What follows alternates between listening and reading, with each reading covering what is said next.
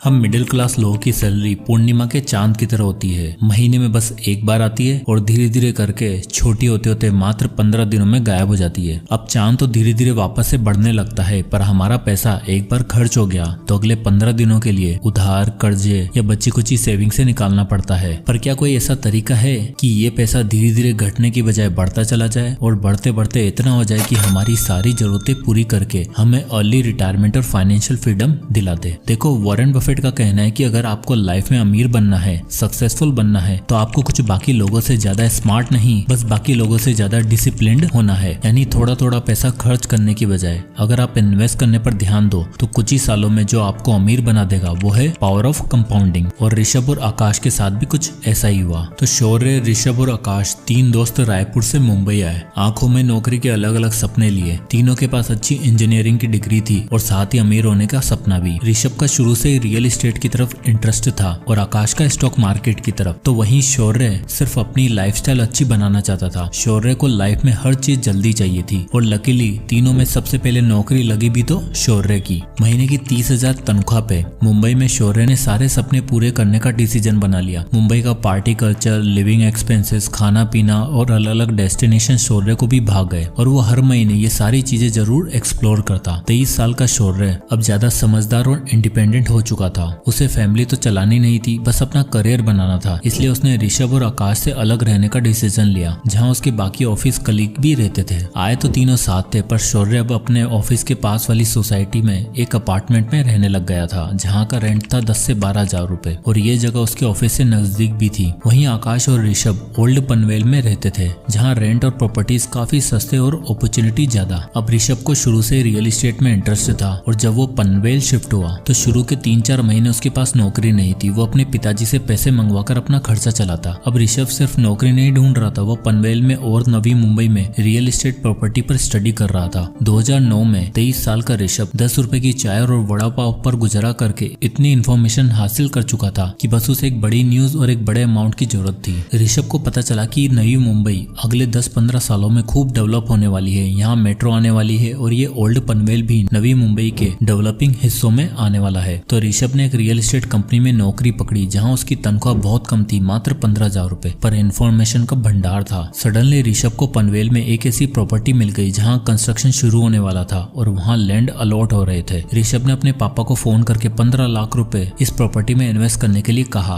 और ये वादा किया कि 10 साल के अंदर अंदर यहाँ डेवलपमेंट होने वाला है और हम इसी 3-4 प्रॉपर्टी खरीद के पूरी तरीके से फाइनेंशियली फ्री हो जाएंगे। अब एक इंडियन फादर कहाँ मानने वाले थे, पर कैसे भी करके ऋषभ ने उन्हें कन्विंस किया और 15 लाख रुपए डलवा लिए। साल 2011 में वो प्रॉपर्टी बनकर तैयार हो गई। उसके साथ ही वहाँ शॉपिंग कॉम्प्लेक्स, हॉस्पिटल, स्कूल बना। ऋषभ ने वो प्रॉपर्टी रेंट पर डाली और 2% का रेंटल यील्ड निकाला। अब ऋषभ की प्रॉपर्टी का दाम बढ़ते जा रहा था और शुरुआती 5 सालों में उसकी प्रॉपर्टी ने रंग दिखाना शुरू कर दिया और 5 साल में उसकी प्रॉपर्टी की वैल्यू 30,17,000 हो चुकी थी और उसे मंथली 60,000 रुपए रेंट आने लग गया था। साथ ही उसकी जॉब भी अच्छी होती जा रही थी। ये दिखाता है कि ऋषभ ने पैसा कमाने से भी पहले उसको ऐसी जगह इन्वेस्ट करने के बारे में सोचा जहां उसको फ्यूचर में इनकम आती रहे। वहीं दूसरी तरफ शौर्य 2011 में 25 साल का हो चुका था और अब उसकी लाइफ पूरी तरीके से चेंज हो चुकी थी। उसे मुंबई की फ्लैशी कल्चर की आदत लग चुकी थी और अब वो लाइफ के बड़े बड़े परचेज बिना कुछ सोचे समझे करने लग गया था। 50,000 सैलरी होने के बाद और 3 साल नौकरी करने के बाद शौर्य हर वो काम करने लग गया था जो उसके कलीग किया करते। उसके दोस्तों ने गाड़ी खरीदी तो शौर्य का भी मन हुआ कि अपनी गाड़ी ली जाए। भाई साहब शोरूम में जाते हैं और इन्हें पसंद आती है 6 लाख रुपए की सेडान गाड़ी। अब 6 लाख रुपए एक साथ तो नहीं थे, तो बनवा ली EMI। और अब आप यहाँ देख ही सकते हो कि रेंट के साथ साथ शौर्य का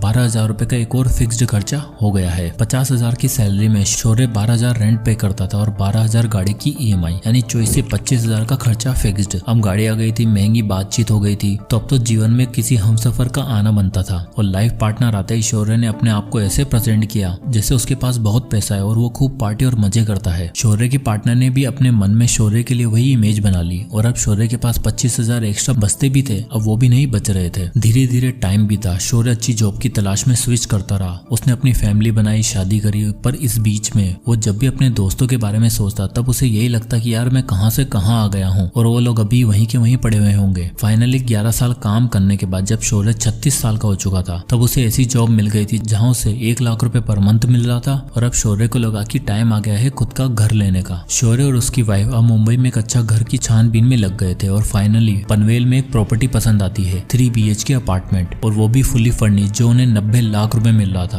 अब 1 लाख की सैलरी वाला आदमी, चलो दोनों मियाँ बीवी की कंबाइंड इनकम 2 लाख भी मान लो, तो 90 लाख तो एक साथ अफोर्ड कर नहीं सकते थे। इसलिए उन्होंने 20 लाख की सेविंग से डाउन पेमेंट करी और बचे 70 लाख की EMI बनवा ली। अब आप यहाँ देख ही सकते हो कि लगभग 58,000 पर मंथ की EMI पे उन्होंने फाइनली अपना ड्रीम हाउस ले ही लिया। सारा पेपर वर्क और लोन प्रोसीजर कंप्लीट होने के बाद जब प्रॉपर्टी ओनर का खुलासा हुआ तो शौर्य के होश ही उड़ गए। असल में जिस नवी मुंबई में शौर्य ने प्रॉपर्टी खरीदी थी वो ऋषभ की ही प्रॉपर्टी थी, एग्जैक्टली वही प्रॉपर्टी जो उसने 2011 में 15 लाख रुपए की खरीदी थी। और अब आप यहाँ देख ही सकते हो कि 11 साल बाद यानी 2022 में जब वो अपनी प्रॉपर्टी बेचने गया तब उसकी वैल्यू 69,78,000 रुपए हो चुकी थी और उसने शौर्य को वही फ्लैट 90 लाख रुपए में बेचा। दरअसल ये परिवर्तन इसलिए हो पाया क्योंकि 2011 में दिखने वाला पनवेल अब 2022 में कुछ ऐसा दिखता था, जहाँ सब कुछ पूरी तरीके से डेवलप्ड हो चुका था। ऋषभ ने जो स्पेकुलेट करके प्रॉपर्टी का दाव खेला था वो बिल्कुल सही बैठा और अपनी नौकरी के साथ और कमाई हुई अर्निंग्स को वापस रियल एस्टेट में इन्वेस्ट करते करते अब उसके पास नवी मुंबई में 4 प्रॉपर्टीज थी, जिसमें से एक खरीदी शौर्य ने। तो जैसे ही शौर्य ने ऋषभ को देखा वो हैरान हो गया और ऋषभ ने उससे मिलने के बाद बताया कि भाई मैंने इन 13 सालों में 4 प्रॉपर्टी खरीद ली है। दरअसल मैं नवी मुंबई में तब इन्वेस्ट किया था जब वो डेवलप हो रही थी और रियल एस्टेट इकलौती ऐसी चीज है जो इन्फ्लेशन के दायरे में इतनी नहीं आती। उल्टा इन्फ्लेशन के साथ साथ रियल एस्टेट भी ग्रो होता है और साथ ही बढ़ती प्रॉपर्टी के रेट्स भी और आसपास होती डेवलपमेंट के साथ रेंट भी इंक्रीज हो जाते हैं, यानी पावर ऑफ कंपाउंडिंग के साथ पावर ऑफ रेंटिंग भी। 36 की एज में ऋषभ के पास इतना पैसा था कि वो आराम से रिटायर हो सकता था और उसका एसेट उसे पैसा कमाकर दे रहा था। वॉरेन बफेट कहते हैं, if you don't find a way to make money while you sleep you will be working till your last breath. और कुछ ऐसा ही हाल था शौर्य का। इन दोनों में बातचीत चली रही थी कि इतने में आकाश का जिक्र हुआ। शौर्य ने पूछा कि आकाश कहाँ है आजकल, नौकरी के लिए कहीं धक्के तो नहीं खा रहा? तो ऋषभ ने बताया, नहीं भाई, उसकी गेम तो एकदम अलग है। उसने 2 साल नॉर्मल जॉब करने के बाद दलाल स्ट्रीट में नौकरी करी और अब वो वहीं पर प्लेस्ड है। रुक, उसको भी बुलाता हूँ। आकाश का इंतजार करते शौर्य और ऋषभ दोनों एक होटल में बैठे हुए थे। तभी आकाश एक ट्रू जेंटलमैन सेंस में अपनी गाड़ी से उतरता है और दोनों से बड़े दिनों बाद मिलकर बहुत खुश होता है। आकाश का सिंपल वे ऑफ लिविंग देखकर शौर्य पूछता है कि भाई तुम्हारा क्या हाल है, लाइफ में कुछ हुआ कि नहीं, पैसा रुपया कमाया कि नहीं ढंग से? इस पर आकाश बड़ी ग्रेसफुली रिप्लाई करता है कि भाइयों बस अगले 5 सालों में रिटायर होने वाला हूँ। शौर्य मन ही मन सोचता है कि एक साला रिटायर भी हो गया है और एक 5 साल बाद होने वाला है और मैं अकेला अगले 20 साल तक घर की EMI भरने के लिए काम करूंगा क्या? आउट ऑफ क्यूरियोसिटी शौर्य पूछ ही लेता है कि भाई 5 साल में कहीं लॉटरी तो नहीं लगने वाली? इस पर आकाश उन दोनों को अपनी लाइफ स्टोरी बताता है। कहता है कि मेरी कोई लॉटरी नहीं लगने वाली, बल्कि मैं सेविंग्स रूल और कंपाउंडिंग रूल की मदद से पैसा कमाया है और अब इतना हो चुका है कि बस 3-4 साल बाद रिटायर हो जाऊंगा। तो आकाश कंटिन्यू करते हुए बताता है कि हुआ यूं कि मेरी पहली नौकरी लगी एक ट्रेडिंग कंपनी में एज एन IT टेक्नीशियन। वहाँ मेरा काम तो अलग था, पर मैंने स्टॉक मार्केट के कुछ दाव पेच सीखे और अपनी 25,000 की सैलरी में से कुछ पोर्शन सेव करके इन्वेस्ट करता रहा। इन्वेस्ट करने के लिए मैंने जिस सेविंग मेथड का यूज किया था वो था 50-30-20 रूल। मैंने 25,000 की सैलरी में से 50% हिस्सा अपनी नीड्स के लिए रखा, 30% वॉन्ट्स और एंटरटेनमेंट सोर्सेज के लिए और बाकी बचा 20% यानी 5,000 रुपए SIP के थ्रू इन्वेस्ट किया। आकाश ने बताया कि उसे सबसे पहले मार्केट के बारे में सीखना था और इन्वेस्टमेंट के लिए जो सबसे बेस्ट चीज थी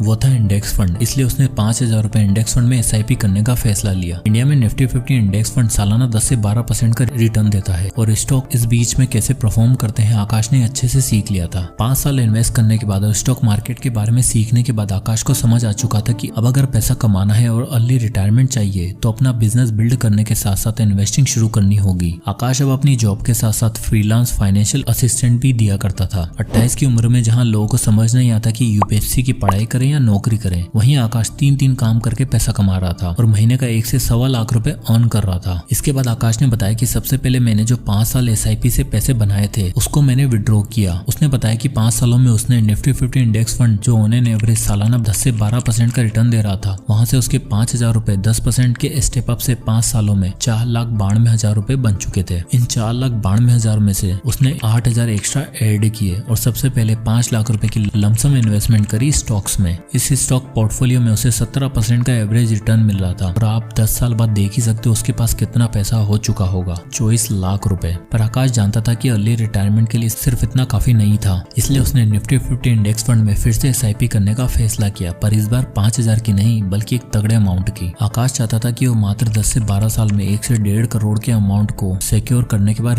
रिटायर हो जाएगा, जिसके लिए उसने डिसाइड किया कि हर महीने वो 1,20,000 की इनकम में से 30,000 पर मंथ इन्वेस्ट करेगा और 732 रूल कंपाउंडिंग का यूज करेगा। तो ये 732 रूल ऑफ कंपाउंडिंग कहता है कि अगर आप एक सर्टेन अमाउंट हर साल 10% से इंक्रीज करते हो तो पहले 7 साल में आपके पास 50 लाख रुपए होंगे, फिर अगले 50 लाख मात्र 3 सालों में बन जाएंगे और अगले 50 लाख के लिए सिर्फ 2 साल का और इंतजार करना होगा। आकाश ने वो सर्टेन अमाउंट डिसाइड किया 30,000 रुपए और कैलकुलेशन करी जो कुछ इस तरह आई। यानी आकाश की कैलकुलेशन बिल्कुल सही बैठ रही थी। आप देख ही सकते हो कि 7 साल में 50 लाख, फिर 10वें साल में 1 करोड़ और 12वें साल में 1.5 करोड़। प्लस में जब तक वो रिटायर होता तब तक उसके पास 25 लाख के स्टॉक भी तो था जिससे उसे डिविडेंड भी मिल रहा होगा। पर इस कैलकुलेशन में एक बहुत बड़ी दिक्कत थी। आकाश ने सोचा 1.5 करोड़ रुपए जो 12 साल बाद कैलकुलेशन में शो हो रहे हैं, क्या 12 साल में इन्फ्लेशन के बाद भी इनकी वैल्यू सेम ही रहेगी क्या? तब उसने इंडिया में चल रहे 6% एवरेज इन्फ्लेशन को भी एडजस्ट करा, जिसकी कैलकुलेशन कुछ इस तरह थी। आप यहाँ देख ही सकते हो इन्फ्लेशन एडजस्ट करने के बाद उन 1.5 करोड़ की एक्चुअल वैल्यू मात्र 71 लाख रुपए होगी। तो आकाश को ये समझ आ चुका था कि 30,000 रुपए से तो काम नहीं होने वाला है। उसे अपनी रिटायरमेंट के लिए 1 करोड़ की जरूरत थी जो 30,000 पर मंथ की SIP से अचीव नहीं होने वाला था। इसलिए उसने पहले दिन से 50,000 पर मंथ इन्वेस्ट किया